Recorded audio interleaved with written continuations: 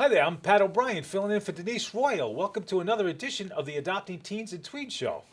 The Adopting Teens and Tweens Show is a program dedicated to educating you, the public, about getting youth, teens, and young adults into permanent families before they age out of the foster care system. Now, the reason why Denise is not hosting today is because my guest is Denise Royal. Welcome, Denise. Thank you, Pat. So I'm reading my Facebook about a couple of weeks ago, and I see there's a picture of you having yet adopted another young person who happened to be a young man, and I figured about 32, 33 years old. So tell her, how did that happen? 33-year-old young man who actually is the biological sibling to my daughter Christina, who I adopted back in 2004. So at the time I adopted Christina, Jay had already signed himself out of care. Yeah. And so I didn't get the opportunity to meet Jay for a long time, but I'd heard about him. All right. Now let me ask you about your daughter. She Yes. was how old when you adopted her? She was 14 when So she was a moved in. teenager as well Yes. in the foster care system. In the foster care system, and I'm actually a graduate of the You Gotta Believe program. That's right. So you adopted through this agency. Yes, I did. And It's you all said your fault. 2004. We started this program in 2002. So Yep. so we've been on almost the whole duration of your adoption Absolutely. experience. Absolutely. So your daughter is grown, and she has an older brother who already aged out when you first met her. So why was it important to adopt him now? Because it's years later now. Well, the one thing we've tried to educate people about, Yeah. and the one thing that's become more and more important to me, is that family is everything. And doesn't matter how old you are, the need for being a part of somebody, Yeah. belonging to someone, being part of a tribe of people, Yeah. is really inherent in us. And I would notice Jay would sometimes come around us, but stay away a lot. Right. And I didn't quite know what that was all about. What I've learned today, and what I've learned, up until today, is that Jay was struggling. Jay's experience in care, being 8 years older than my daughter, Jay signed himself out of care. Yeah. I believe about the age of 19. Wow. And thought that he could just go back to their biological parents, and it just didn't work out. Yeah.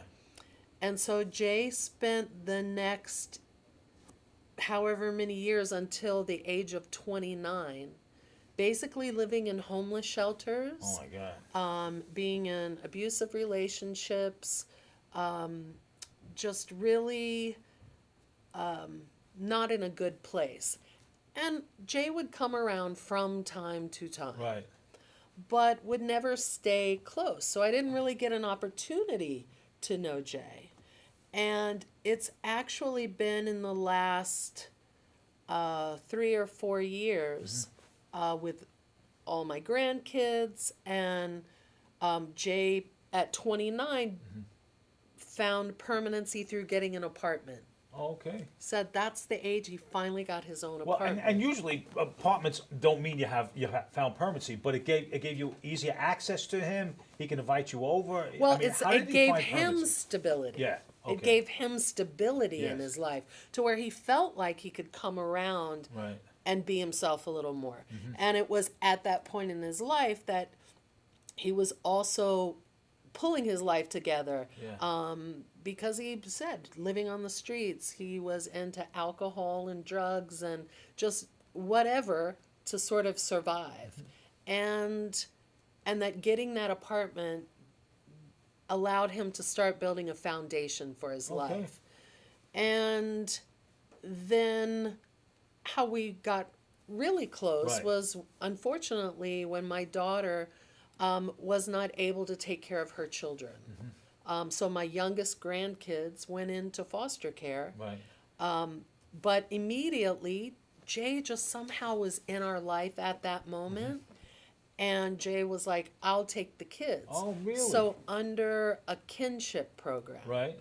So it's called kinship foster care, which means Right. you go into the home of a family member or someone who already knows you, you already have a relationship with.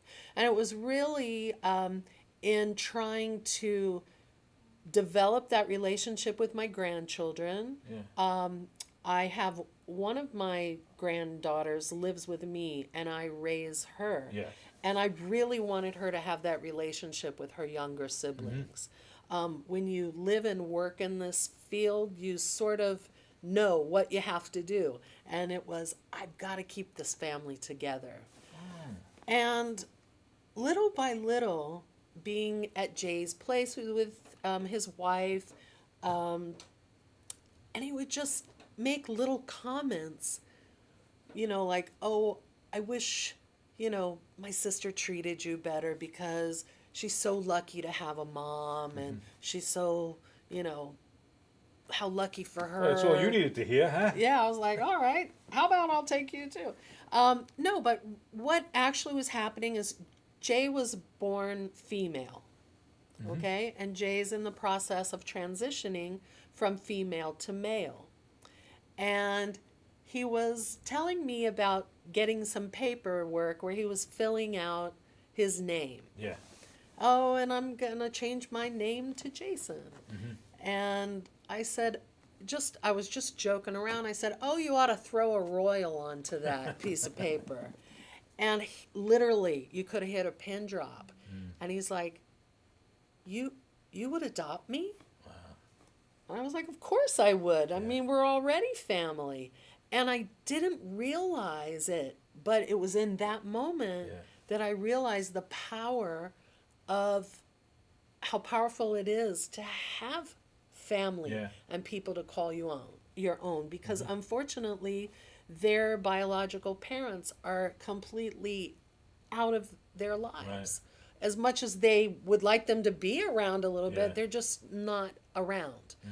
And so the moment I said I would totally adopt you, by the time I got home from their apartment, Jay's wife is texting me going, oh my gosh, Jay is like floating in the sky, so excited, so happy you're going to be his mom. And I mean, it really hit me that I need to do this. I have to do this, not only because I would love to, have he's already my kid, so let's put it on paper, but what it was going to do for him. Yeah. And that's kind of what blew me away the most. That at 33, he wants mom. Yeah. That's really That's important. something- That is really important. Yeah. And it's nice. It's nice that it was legal. Did he change his name? Yeah, he changed his name. He's now Jason Royal Rodriguez. Wow. And he's very happy about that. And actually so at the ceremony, because you go to surrogate court when the person's over 21. Yeah. And New York City has recently streamlined the adult adoption process. So in reality, it's very easy to make a permanent connection. Did you need a lawyer? I did not need a Wow, lawyer. that's great. No. We, as silly as I am, I actually could figure out what they were asking for on the papers, gave them all the information.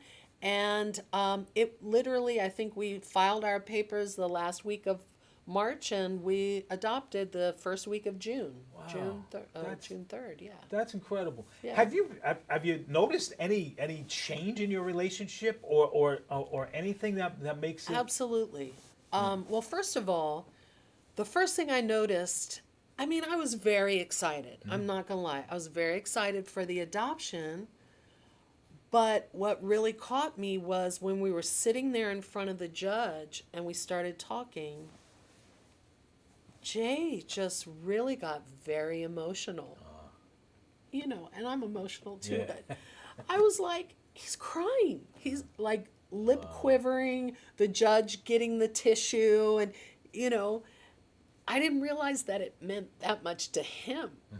Not that, oh yeah, I'll just do this because you asked me to, but it really meant something. So our adoption took place on a Friday.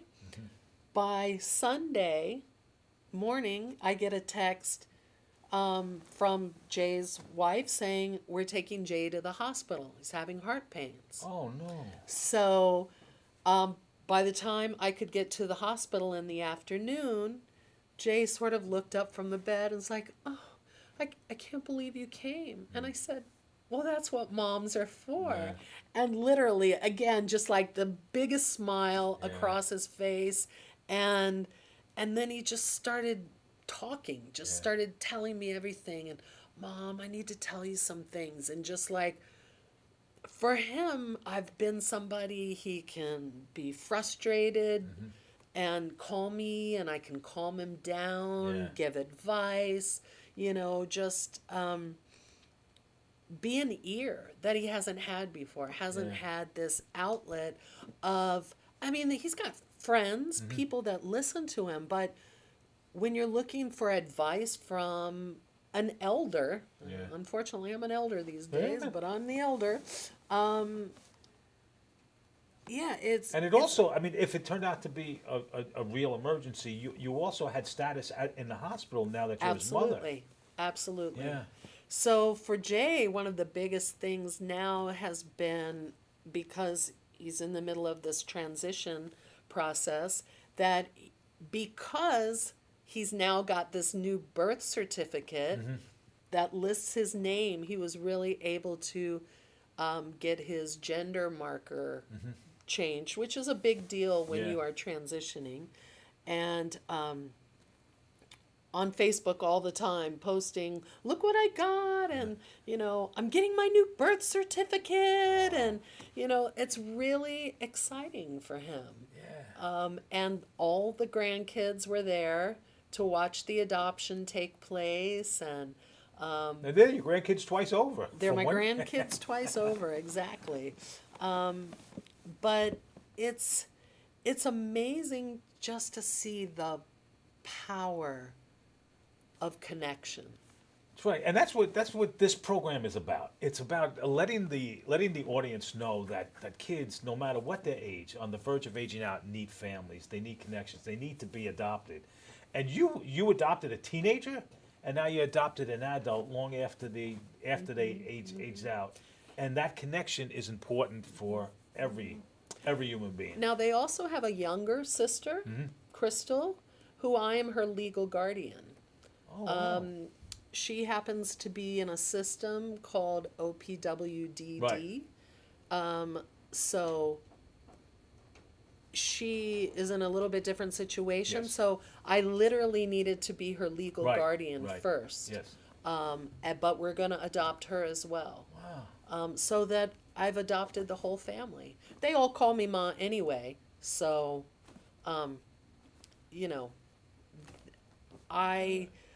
I really owe a lot to my daughter Christina, because without her and her connections, then I would be a really lonely lady. Right.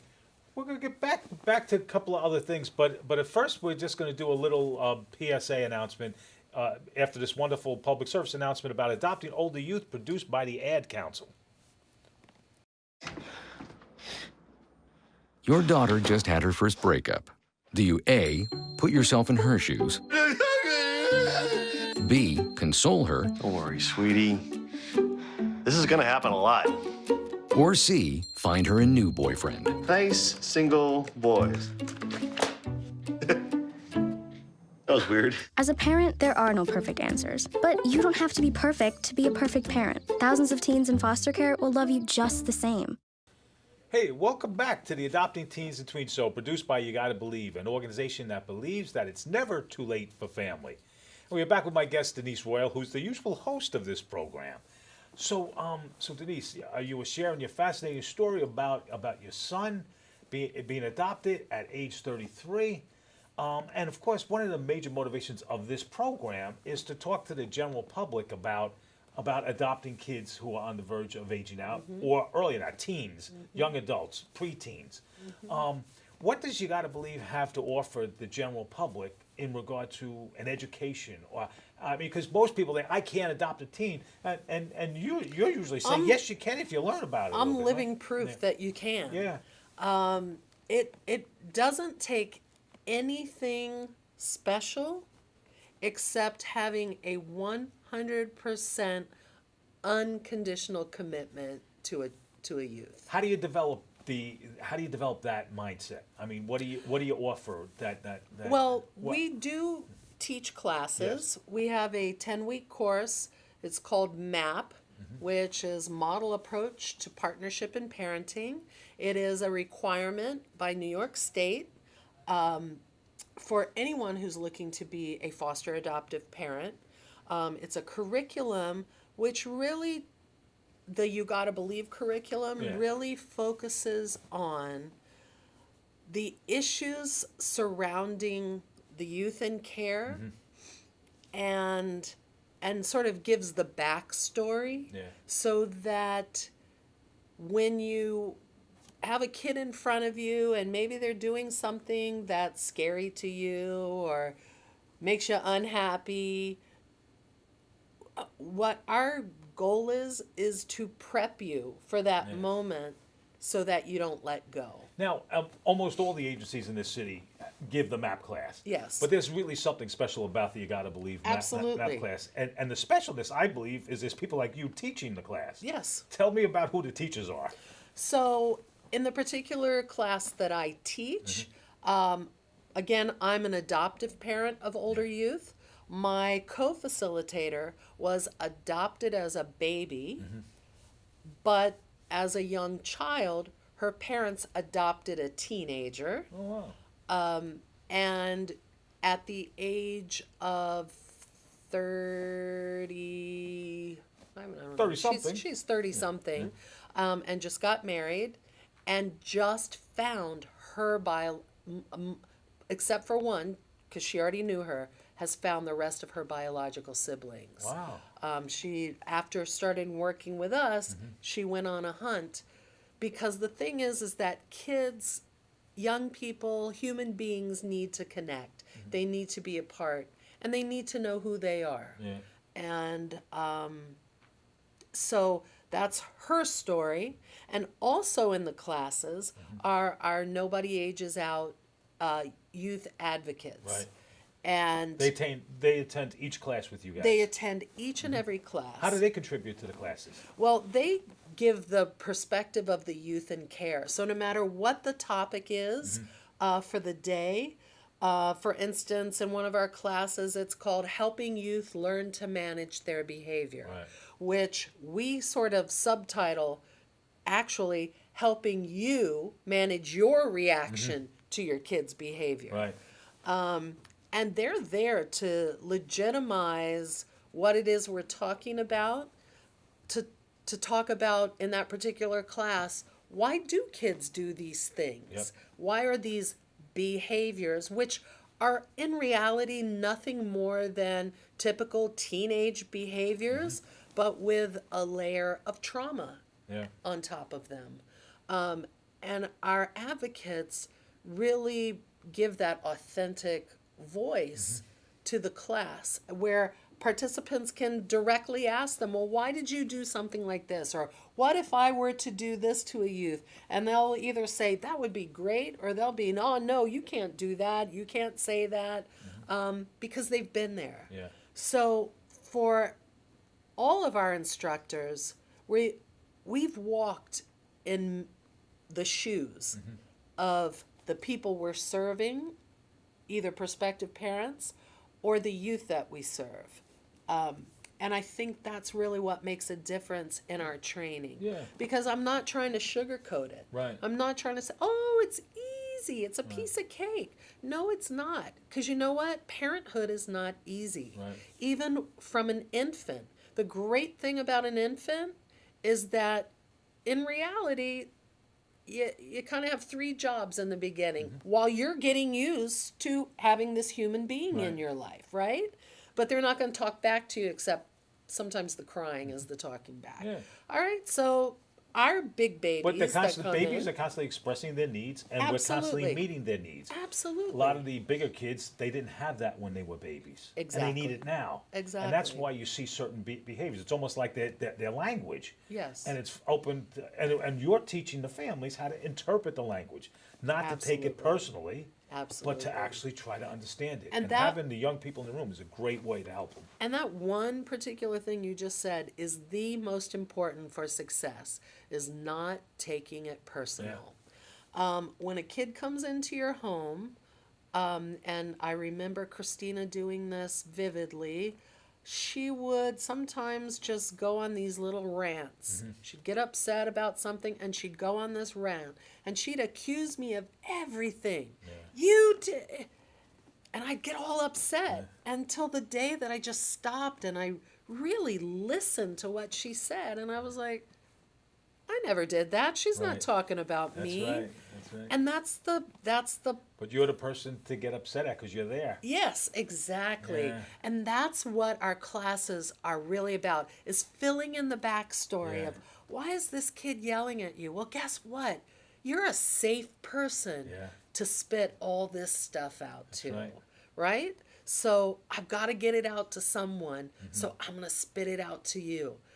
And it's our job to not take it personal. We call it Q-tip. Quit taking it personal. Oh, that's a nice yeah, acronym. just to Yeah. how to remember it. Quit taking it personal. Quit taking it, you know? So that means you have to have a thick skin, or do you develop it? Or I mean, because a lot of parents without the education that you guys give, they're ready to say throw in the towel because they're being disrespectful, or they should Yeah, be sent well, to the. and not ready to throw in Yeah. the towel. They do throw the Yeah. towel in. Yeah.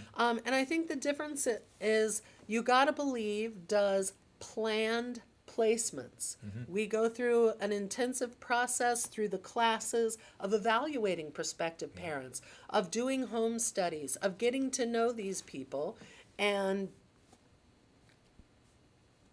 again, we will ask them the same thing. What is something you won't deal with? If somebody gives me an answer, then I'm going to look at them and tell them this might not be for you. Because if you can come up with a reason not to love the child, the human being in front of you, then they don't deserve that, and you don't deserve them. And that's why the people need to take the classes, because they Yeah. have to understand where you're coming from Absolutely. about that. And you give orientations on a regular basis. Yes, as a matter of And- fact, if you go to our website, which is yougottabelieve.org, you can look up all the upcoming orientations.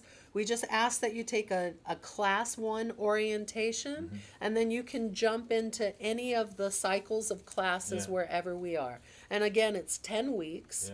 Yeah. And when those 10 weeks are done, you've scratched the surface a little bit. And what do you do for families after the kids move in? Are you there for them then? Or? Oh, that's when the real work begins. Because my phone is always on. I take phone calls from people morning, noon, and night, freaking out or whatever, worried, scared.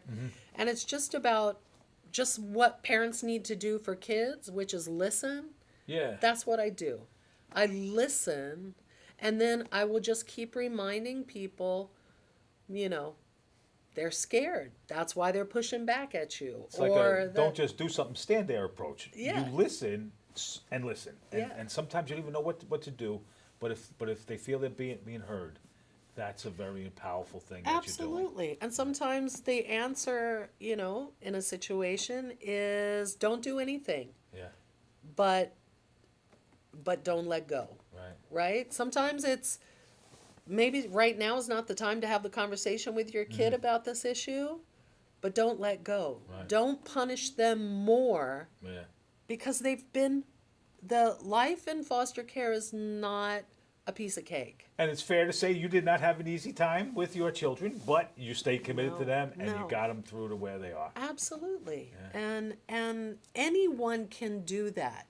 If you have a heart for another human being, and I think that's what we have to remember, is that these children are human beings. Yeah. And first and foremost, they have a right to family. They have a right to belong. And, you know, the saddest day of my life was losing my parents. Because for the last 12 years, I've constantly picked up that phone to reach out for that advice. Because you never stop needing family.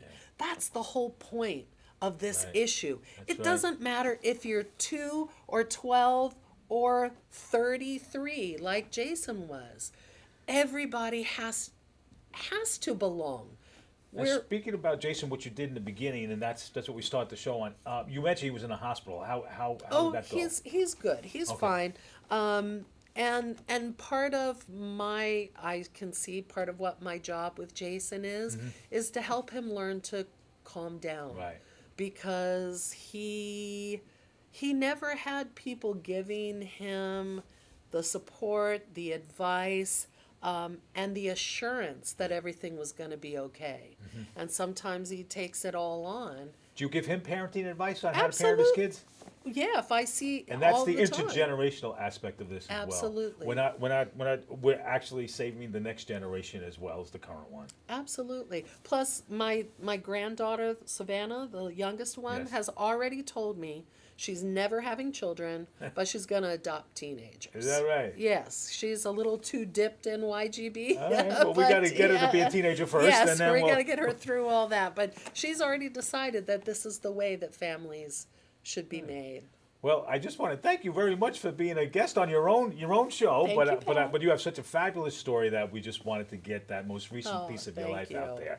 Thank And for you guys to find out a little bit more about how to make a difference in the life of a young person faced with aging out of foster care on their own, we would like to invite you to call You Gotta Believe's office at 718-372-3003 or visit our website, yougottabelieve.org. That's YOUGOTTA believe.org.